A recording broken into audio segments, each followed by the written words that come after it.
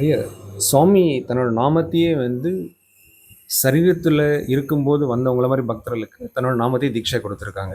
இப்போ சாமி சரீரம் முகுத்த பின்னாடி வரக்கூடிய பக்தர்களுக்கு, இது மாரி ஒரு நாம தீட்சை வேணுன்ற அவா இருக்கவங்களுக்கு, சாமி என்ன மாரி அருள் பாலிப்பாங்க? நாமதீட்சை சுவாமி வாயிலால் கொடுத்தது ஒன்று.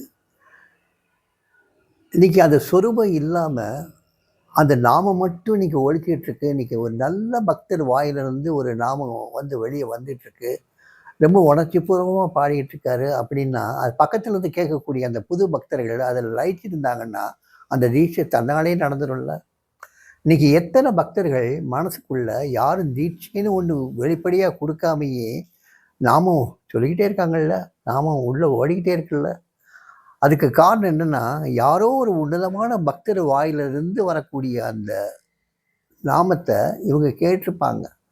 அதே தீட்சையா அவங்களுக்கு போய் சேர்ந்திருக்கும். அந்த தீட்சையா கன்வெர்ட் பண்ணி போய் சேர்த்ததுக்கு காரணம் சுவாமியா இருப்பார். அவங்களுடைய தாகம் சரியா இருந்ததுன்னா, அந்த மாதிரி ஒரு சூழ்நிலையை உருவாக்கி, அந்த உன்னதமான பக்தர் நாமம் வெளிப்படையா வேகமா வாய் திறந்து சொல்லும்படியா வச்சு, அதை அவரை கேட்க வச்சு, அதே தீட்சையா மாற்றி, அந்த மந்திரம் எப்பயுமே அவங்ககிட்ட நீக்கமான நினைஞ்சிருக்க மாதிரியா சுவாமி பண்ணிடுவார்.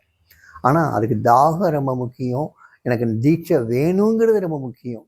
அந்த முக்கியங்கிறது சாதாரணமாக இருக்கக்கூடாது. ராமகிருஷ்ணர் சொல்கிற மாதிரி, ஒரு தண்ணிக்குள்ளே தலையை பிடிச்சி அமைக்க வச்சா ஒரு மூச்சுக்கு எப்படி திணறுவானோ, அந்த அளவுக்கு ஒரு திணறல் இருக்கணும், அந்த அளவுக்கு ஒரு தாகம் இருக்கணும். அந்த தாகம் இருந்தால் கண்டிப்பாக அவனுக்கு தீட்சை ஏதோ ஒரு வகையில் ஒரு ஒரு அமானுஷ்யமான முறையில் சுவாமி அவங்களுக்கு அருள் பாலிப்பார்.